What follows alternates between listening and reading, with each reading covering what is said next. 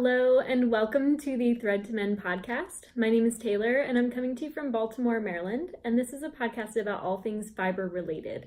I mostly speak on the subjects of knitting and spinning, and right in frame here I have my morning drink. It's not really a smoothie, although it is cold. It's more liquid than that. But yeah, so I'm kind of squeezing in a recording right now.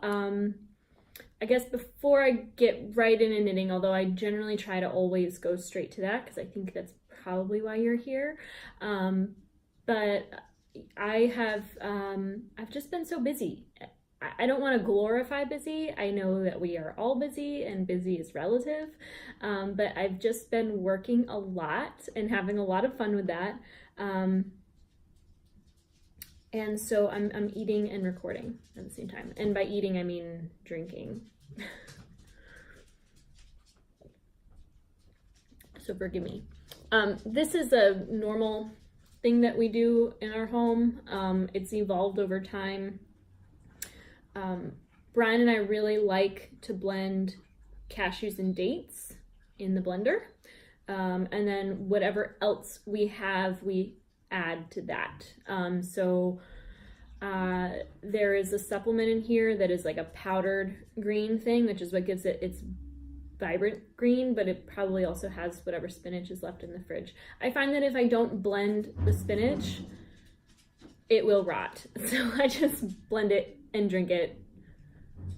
I don't even have time to chew, it seems like. And I also have my tea. And this mug is one of my favorite mugs I've ever found from the thrift store. It's a cat sitting on all kinds of books that unless they were knitting books, that would be more relative to my life.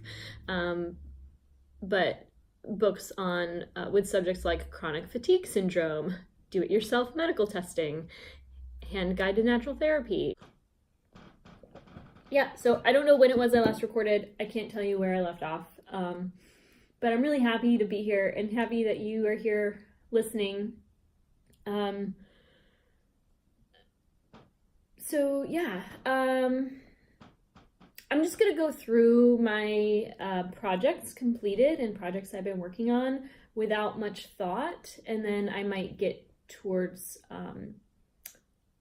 other thinkings near the end. So this here in front of me, I might have already shown this to you, but I don't think that I have. It's my finished Harlow hat by Andrea Mowry. I knit this in Harrisville Designs flywheel yarn. It is a woolen spun yarn, and if you can't tell on camera, when you look at it, not even up close, but when you look at it, you'll see that it's not dyed all one color. It is a blend of fibers all dyed separate colors. I realize my lighting's not super great. I don't have like a professional setup. It's just my window and actually a chandelier. I inherited that from my grandmother and I love it. So this is how I wear my Harlow. I like it a little whimsy. It's a little too long to not fold up at the back of my head because, you know, I have like long hair and it's going over my hair. So I fold it up in the back, but then I wear it kind of untucked at the front, sort of asymmetrical, because that's just how I like to wear it. I'm not a hat wearer, so I feel like if I do wear a hat, I can wear it however I want to wear a hat. So that's my Harlow hat. When you do knit this pattern, and she does explain this very clearly in the pattern notes, but when you knit this pattern, the side that I have facing out, where you see that the dominant kind of color is creating the lines up to the decreasing. This is actually the inside of the hat. So you have to be really conscious when you're choosing your yarns and which one's the contrast yarn and which one's maybe the primary yarn. I knit it so that the primary yarn was yellow, which happens to be yellow in her example. So that was easy for me to kind of keep up. I don't think I wouldn't wear it this way out. The nature of this yarn, I think it's woolen spun quality, kind of gives a very dramatic crease, although I think any yarn would do that, which I could just reverse if I wanted to. So it's a really nice hat pattern. It's really simple. I would recommend it to anybody starting brioche. Although I will say that the cast on edge, and I don't want to tell you what that is because it is a pay for pattern, but the cast on edge took me several tries to kind of master. I've done some brioche knitting, just one other project I think, but it was an intricate one. And I found that the cast on was a little challenging. So I was patient with myself as I continued to try and rip out and try again and rip out and try again and rip out. And this pattern I actually knit like several inches while I was at Rhinebeck. And then on the trip back home, I realized I had to rip the whole thing out. So brioche, if you're new to it, it does require patience. I think it's well worth it. It is a fabric that is different than stockinette, so I'm always careful when I'm thinking of combining the two to remember that it does stretch widthwise much more than stockinette does. You know, stockinette kind of stretches long ways, like up and down. So knowing that it stretches widthwise, I knit the smallest. Not only did I knit the smallest size of the pattern, I also think I went down a needle size because I was using yarn that was slightly thicker. So it's kind of, my hat might be a little bit more dense and a little less like, whatever. So this is my Harlow hat. I am really way more excited about this than I thought I would be. I probably should have spoken about this last because it's the most recent thing that I've been working on. But okay, so I'll actually save this because I want to tell kind of the full story. So I don't know where to start. I'll just start here. I have a friend at work who I don't really know super well, but you know, I've known of her, like I work with many people. So there's some people who my schedule lines up with that I know very well and I've known for several years. And there are people that I work with still that I've like never really even met before, which I'm sure many of you are in that position. But I've met this person several times. I don't interact with her often, although I do see her sometimes outside of work contexts at like co-workers, like birthday parties and stuff. So I've known her for years, but not very well. And I ran into her, we were having a conversation yesterday, and she asked me if I were available to maybe like mend her mitten. And I've been kind of having conversations with some people in person about knitting and the value of my work and what that means and what I'm willing and able to do and what I'm not. And I'm kind of learning to draw a boundary around that because there have been years that I've said, yes, I will make this for you the way I want to for this much money and they'll pay me for that. Not often. Personally, it's not really worth it for me. I'm realizing it's just never worth it for my life to be spent making things for other people for money. If the money were so good that it were, I would do it. But I just don't feel right asking that much of somebody because it's not likely I know people that can afford like that kind of thing. But I do value my work to that degree, right? So I had a friend who asked if I would do this thing, and I was like, I looked at it, and it's actually this mitten. This is the second mitten, so this is the original mitten, and there's just a big hole right here. And I was like, yeah, I can do that. I can do that in an hour. Like I can do this for you for like whatever you want to pay me, you pay me. Not more than new mittens, because it's just mending work. And I actually did it like the same day. I got it from her yesterday. I did it last night and happened to be recording today, so I wanted to show that to you. I was planning to use like a super contrast yarn and just be like, whatever, it doesn't match, but it's working. And then I realized that I had in my stash some Shetland yarn. It's not Jameson or Jameson and Smith. It's Elemental Designs, I think. Elemental something. And I have this almost near same color. It's slightly different. It's more green. You can tell the difference. And it is wool, so it has more of a halo. But I made that. It's a little smaller than the other one. the yarn was knit at a tighter gauge, but it was like the same needle. It was like the needles I happened to have in my bag. I didn't even try to match gauge, to be honest. And I'm realizing that this thumb is a little bit worn out. So instead of knitting the whole thing, I think before I give these to her, I might just duplicate stitch over those, that bare spot. So I'm kind of mending it slightly. But I was just really excited to do this because I part of my job is that I manage studios, and part of the studios have retail space, and I love the people I work with. I think the buyers do a great job. At the same time, I'm not in control of what we sell, and so oftentimes I'm unpacking something and I'm just like, why? Because I am internally vehemently against fast fashion. I don't mean to shame or judge people who do enjoy fast fashion. That's not what I mean by me having this conversation, or I guess monologue, because you're not here to talk.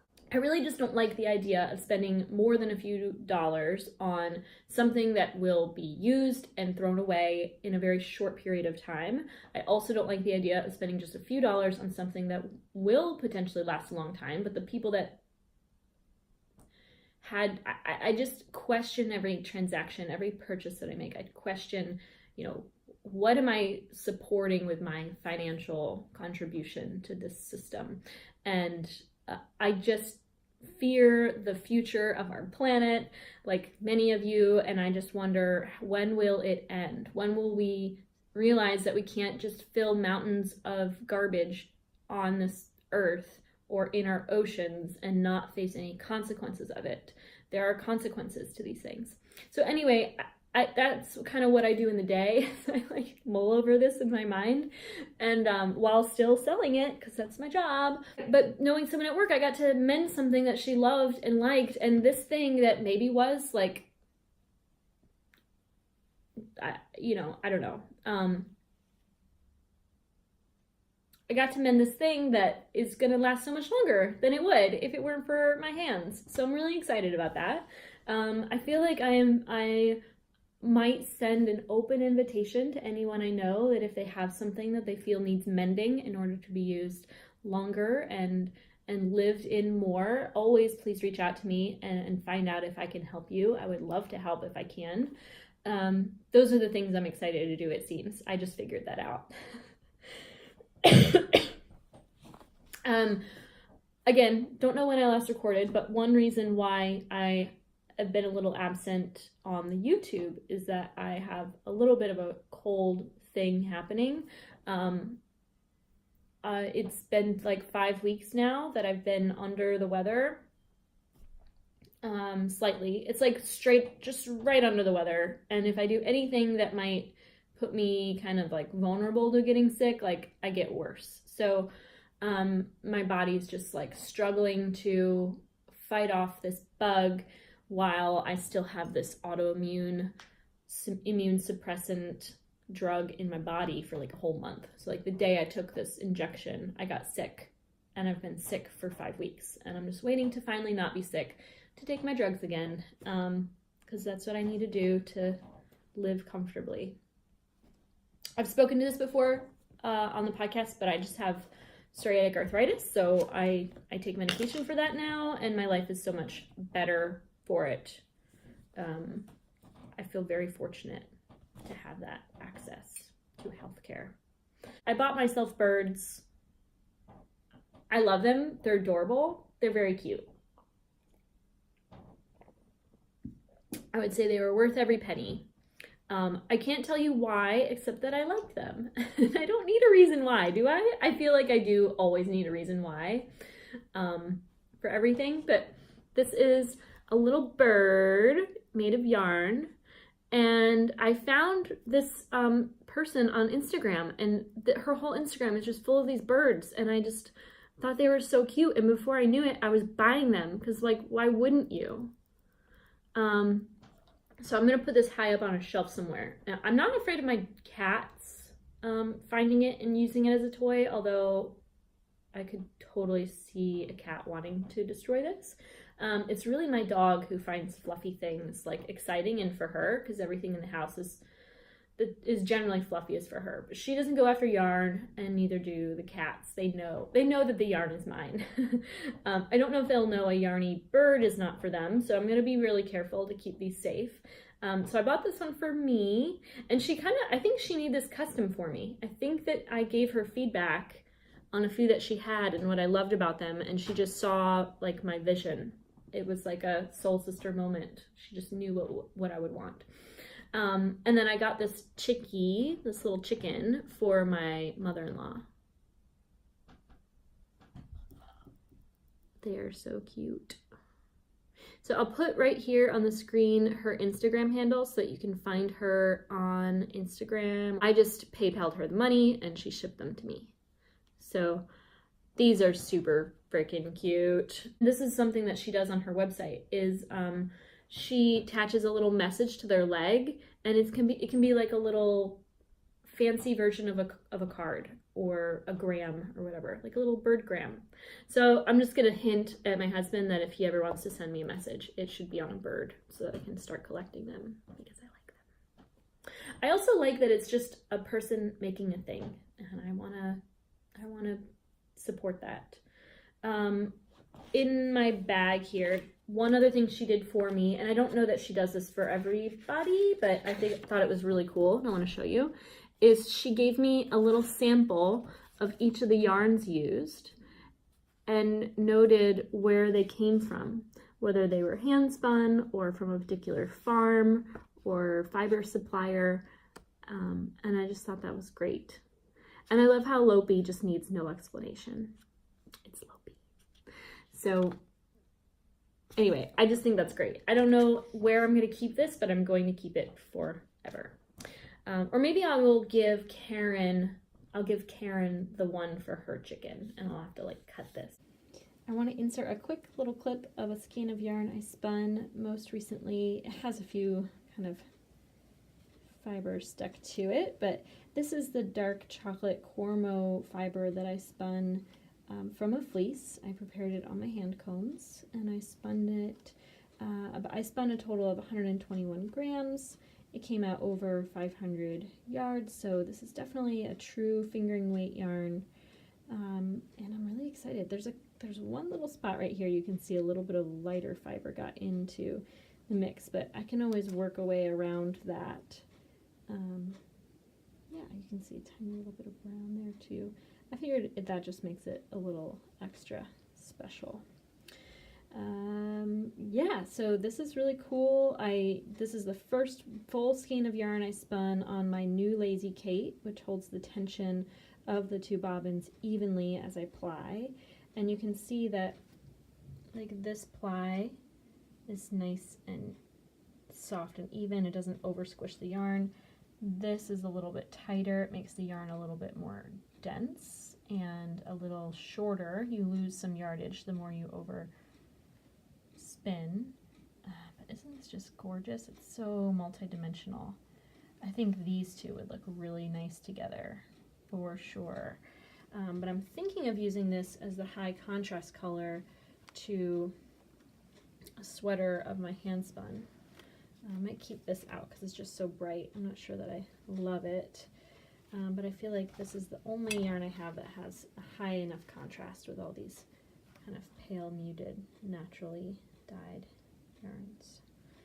And then this, I don't know if I'll include or not because it's very different. It's even a little bit thicker spun than the others.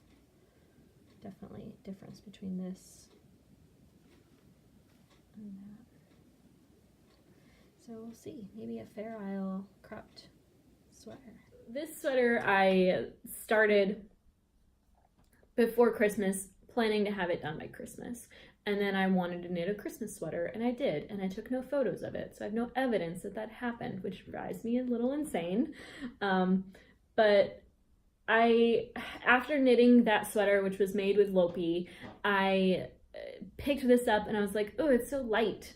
It's so thin. Why would I want to wear this in December? So it's now like mid-February, and I haven't knit on this because it is so like soft and light and kind of like a featherweight sweater. Not featherweight because it's not like lace, but it is a very lightweight sweater. And this is knit with little lion heads, superwash, probably a little bit of nylon, like a sock yarn. It's a fingering weight yarn in the red, and then the green is owool fingering. And I want to love owool, and I'm not saying that because I don't. What I realize is that I don't love 2-ply commercial yarn. I just don't love it because it's not any one 2-ply, it's kind of all of them, but particularly this one that I realized it. 2-ply yarn gives a little bit of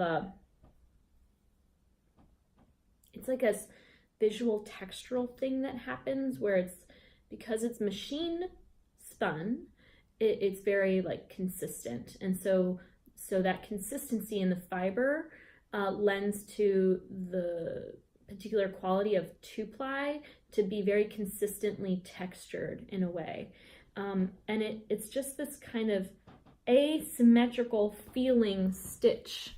I don't know if it's going to translate on camera, and this is not blocked or even steamed, so it's a little inconsistent, which I know that the blocking will get rid of that inconsistency. I don't know that the camera is going to show you kind of what I mean by this slight asymmetrical quality, but it's just like every left side of the stitch is not the same as every right side of the stitch, but every left side is the same as every left side, and every right side is the same as every right side.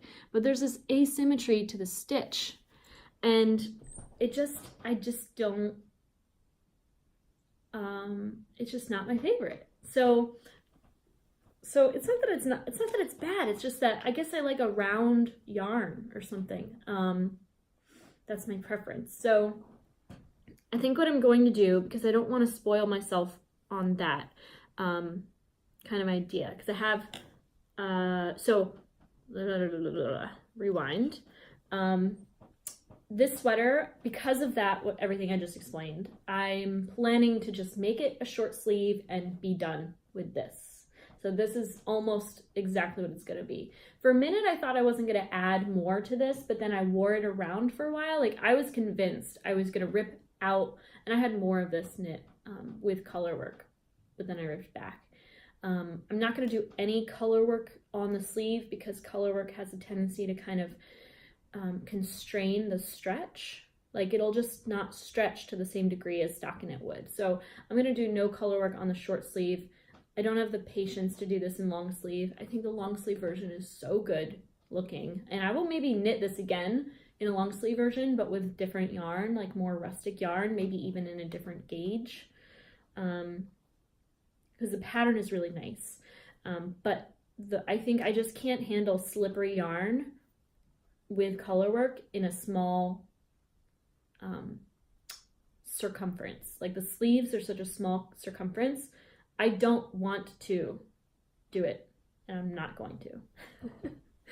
So this is kind of the first time I feel like I'm like giving up on my idea of what I planned it to be, but I'm actually going to be way more happy wearing a short sleeve shirt in the kind of summertime like this. It is, in my head, I wanted it to be very Christmassy, and I think that it is if I want it to be, but I also think it's just very bold, kind of my version of summer because it's green. So yeah, I originally thought I wasn't going to do any additional sleeves to this because I thought it looked cute, but then after wearing it for a minute, I realized the virtues of having a little bit here. So I think I'm just gonna count the number of rows, do a little bit of ribbing. I might even do garter stitch instead of ribbing. I'm not sure. To just cast this off with a short kind of cap-ish sleeve and then be done with it. I don't want to re-knit the bottom hem, and I feel like I would need to if I did do garter stitch around the bottom instead of ribbing, so I might just do ribbing to have it match. So when this is done, I'll show it to you. Maybe I'll wear it in my next episode. This feels like a chore, so I'm not really excited about it, but I do want to get it done because I just want to create space in my workflow kind of life and just not have it languishing in the corner anymore. So I'm going to pull that out and keep it separate. I am wearing my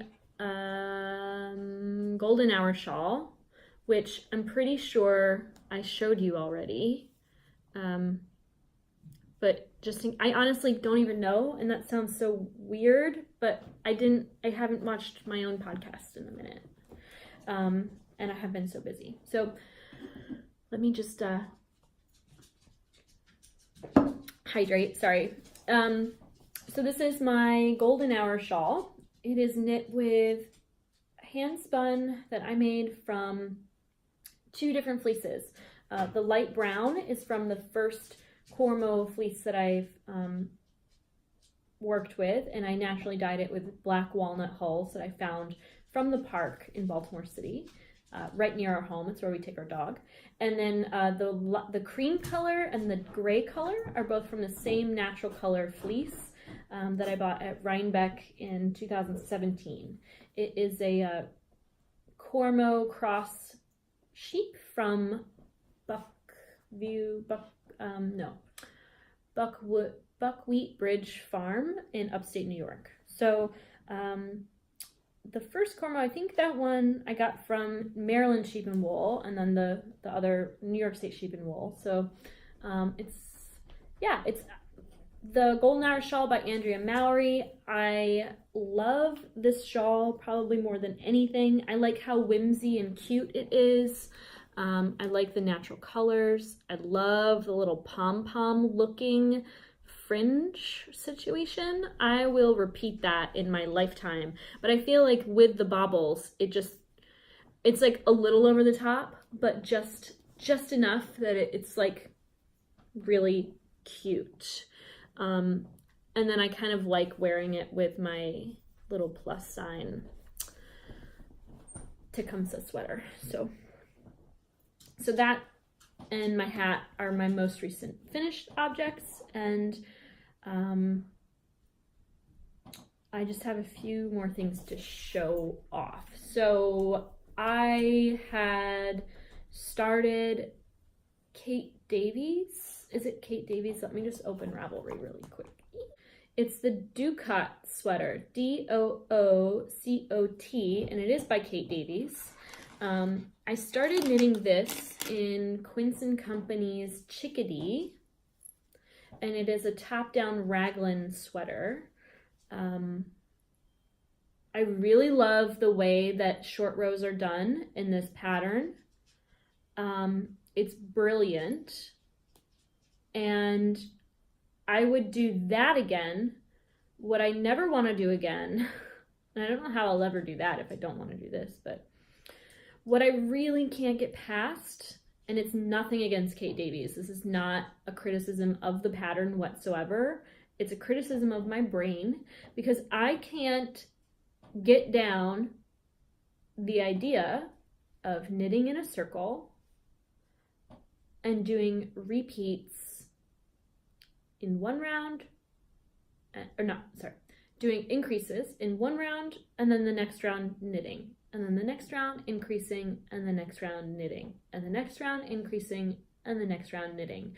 For some reason, I can't figure out how to read my knitting and know for certain whether I increase on the previous row or not as soon as I've made a mistake. So what I mean by all this is that, there's 4 different points around the whole sweater you're increasing, like here, top right and left, bottom right and left, and I don't know if I'm, like, by the time I get around to the last one, I can't remember if it was the first one or the last one, which is easy because then you have like the center marker here, right? So I should know that. But for some reason, I kept getting thrown off, and there would be at least one corner, and it would be different corners every time, where I didn't increase in the previous row and I should have. And then I'm like, I gotta go rip back to add the yarn because I don't want to be, I'm willing to make this mistake one time and kind of stretch the yarn and pick up the stitches and make it work and have it be a little tight in one area, especially if it's on the back side. I'm like totally happy to make that mistake once. But as soon as I make that mistake a second time, I really just don't know. Like, it's just, I dropped down and fixed so many errors in this. I even recorded it on Instagram. And I was just so tired of fucking up that I'm just not doing the sweater. This is the first time I've ever like just started and I'm like, nope, I'm not gonna do that. I think that there will be a time in my life that I will knit this sweater. I don't think the time is right now, and I feel like it might not be with this yarn. So I bought 8 skeins. They're 50-gram skeins. So I bought 8 50-gram skeins of this Quince & Company Chickadee with the intention of making a kind of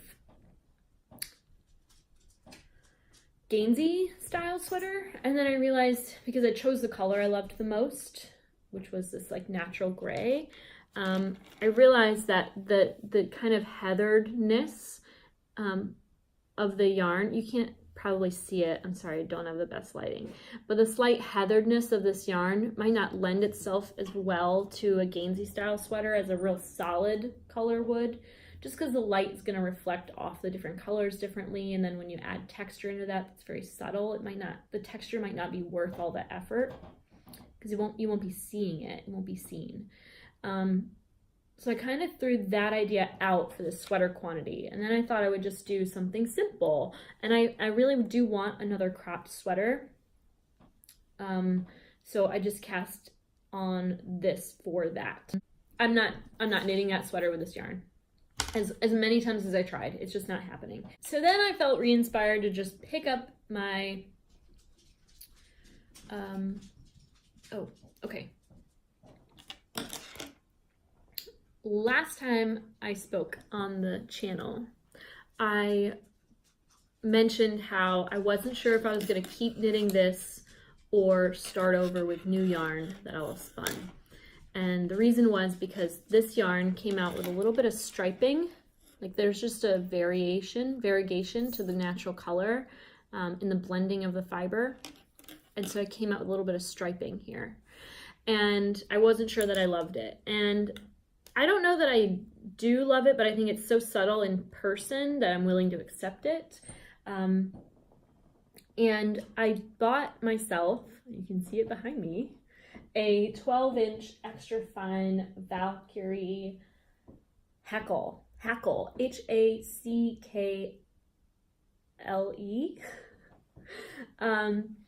So you can see that it's like about 3 times the width or length of the hand combs. And what this allows me to do is comb the fiber and then spread it out. So I can do like 3 or 4 or even 5 kind of passes through the combs and blend those fibers together onto the hackle so that my natural fibers are more well mixed, and so I have more consistency in the fiber preparation so that I have less variegation in my finished yarn. Now my intention is to just keep going. I realized that I enjoy the product I've made enough that I feel like this is so I'm just gonna keep going. I started a few inches just like last night or the night before. I'm at this part right now where these new cables are just starting to form and they don't quite make sense. So I do expect that in the coming weeks I'll have at least the whole back done, maybe. I did start spinning for my next skein. I'm gonna do the chain ply. I do expect that with the Lazy Kate and having that tension on the bobbin as I go, I might have just like I do with my 2-ply yarns, I think I might have more ease in spinning a less than overplied yarn. This cable plied yarn is dramatically overspun. Like, it's dramatic. So I don't know if I'm going to be able to show this to you, but it's just like if I unspin it a lot, I mean, then it's like a regular yarn. If I unspin it dramatically, that's kind of what you'd expect a normal yarn to be. So Anyway, it's a pleasure to knit with. It's so sticky, like there's sticky in a delicious way. It's soft and squishy and sticky. That's the one thing about hand spun yarn that is unique from machine spun yarn, is that its fiber is kind of more untouched. It's less abused, kind of. It's less like pounded and manipulated and kind of pushed around. So it has its own kind of spring to it and like happiness. It's like you can feel the gentle quality of the, like you can feel how gently the fiber was handled in its entire lifespan. And it just feels different in the hands. It's really unique. So that's my Nightingale pattern. I didn't mention this, but I'm knitting Nora Gong's Nightingale. This is a pattern on the cover of the Winter Pom-Pom 2018 Winter Pom-Pom issue. And those are all my projects on my needles, except for this last one, which I'm really excited about because, you know, I feel, I did let myself feel defeated on this sweater situation. And I just also don't know like what sweater to knit instead of. Like obviously I need to finish that one, which feels like a chore. I'm gonna do that. It's gonna free up my mind. I'm gonna know, I already know what sweater I am going to start. It's just, it's a little daunting because I've been talking about starting that sweater for a very long time, and it is with my own hand spun that I'm planning to do a color work pattern with. I'm thinking about designing my own pattern, which is nerve-wracking.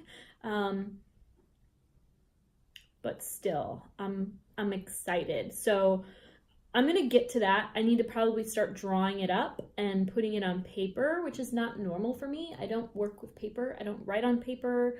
I don't draw on paper. I don't do paper stuff. I carry it around because I feel like I should and I need to, and I eventually will. But I just like avoid using paper. It's like a blank page I don't want to ruin. You can't really you can't rip out paper. You can erase, but it's never the same. So I'm being a little dramatic. It's my Gemini nature. I'm sorry, but I'm not sorry. So what I'm excited about is I finished a sock. And I cast on this sock many moons ago. I don't know when. And it was just what I would furiously knit on while I watched my husband's band play at shows. And I say furiously because that's how my friend described me. She said that she told her husband, and her husband told me that she told him that I was just furiously knitting at in the front row. I mean, my husband plays in, and I feel weird saying my husband. I feel weird saying my partner. I just know him as Brian. Brian plays in, I think just 2 bands right now, but he plays in one band that's like this subgenre of heavy music. I'm being really generic because I'm sure you don't know or care what it is, but he plays in this like post-grind band, and it's just very loud and abrasive and much feedback, and you know, he screams, and it's a bunch of people in a room that I would never normally be in a room with, and so I don't really have like many people to share the experience of watching his band with.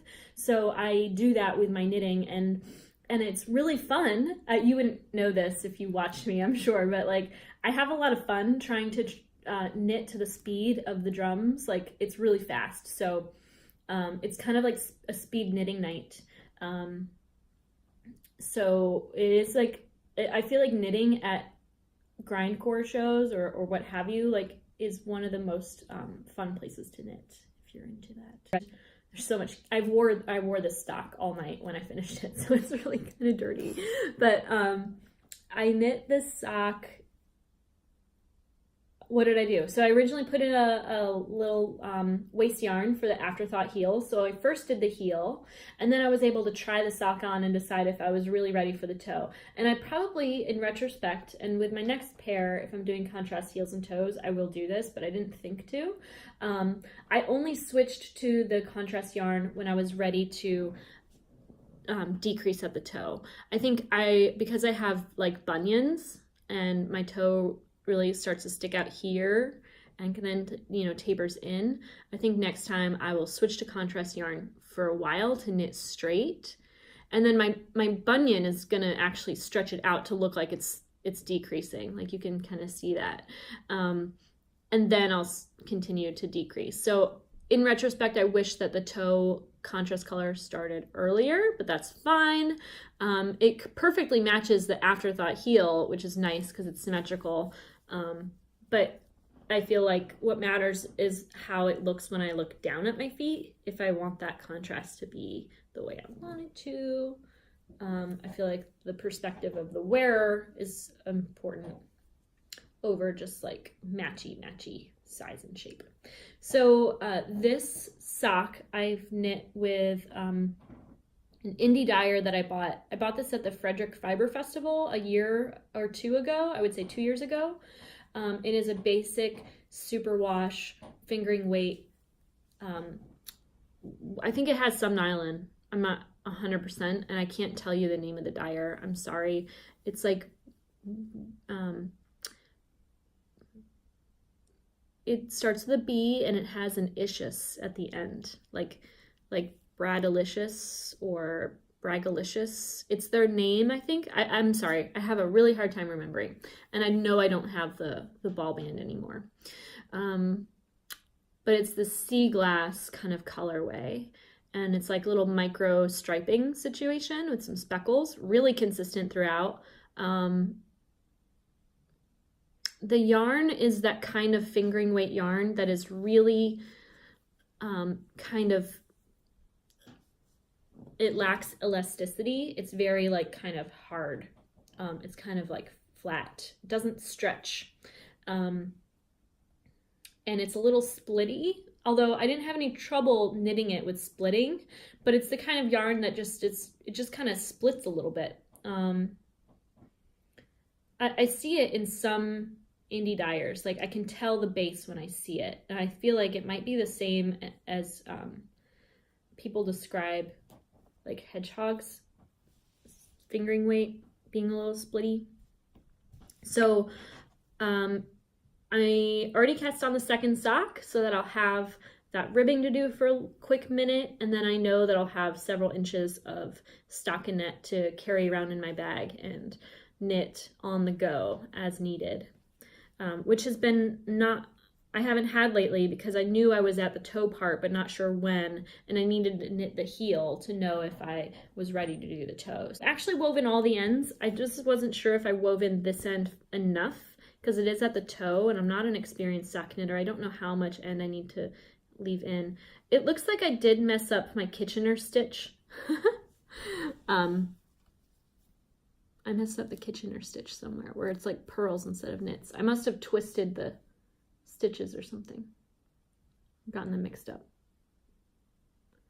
It's funny. It's like every 3 stitches, it's like a pearl or something. I really messed that up, but don't mind at all. It's just a sock.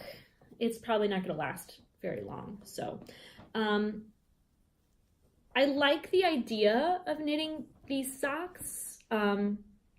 I think I'm not convinced that these are the socks for me to keep knitting continuously, because I don't really wear like fancy women's shoes right now. I often wear boots, and I need a nice thick boot sock to kind of fill the gaps because they're a little big. They're these big cloggy boots, and so I like a big squishy winter sock to kind of insulate them. But I do have a new pair of shoes I'm going to wear in the spring and the summer, and I think having a nice pair or two of socks will fit well in them. So I'm kind of wanting to finish the second sock and wear them and see if I ever want to invest in more socks, more time into socks. I have a couple more skeins of yarn that I think would make good socks. So I'm probably going to knit another pair or two before I give up on these types of knitting projects. I don't know why I feel like I need to know if I'm going to do it in the future or not, but I like to plan ahead, and I like to always have a sock going, and I like to always have a sweater going. And I think having really lightweight socks will be good to have in the spring and the summer. At least the spring, maybe not the summer. So that's that. I didn't know I'd be so excited to finish a sock. And I did do afterthought heel with a simple 2-stitch kind of center around the decreases. I might have actually meant to do knit 2 together where I should have done slip knits.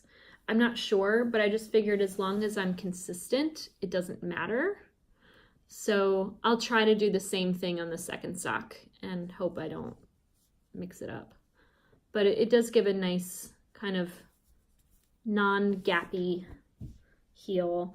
And I do pick up 2 extra stitches at the corner and then knit them together, knit the 2 together in the next row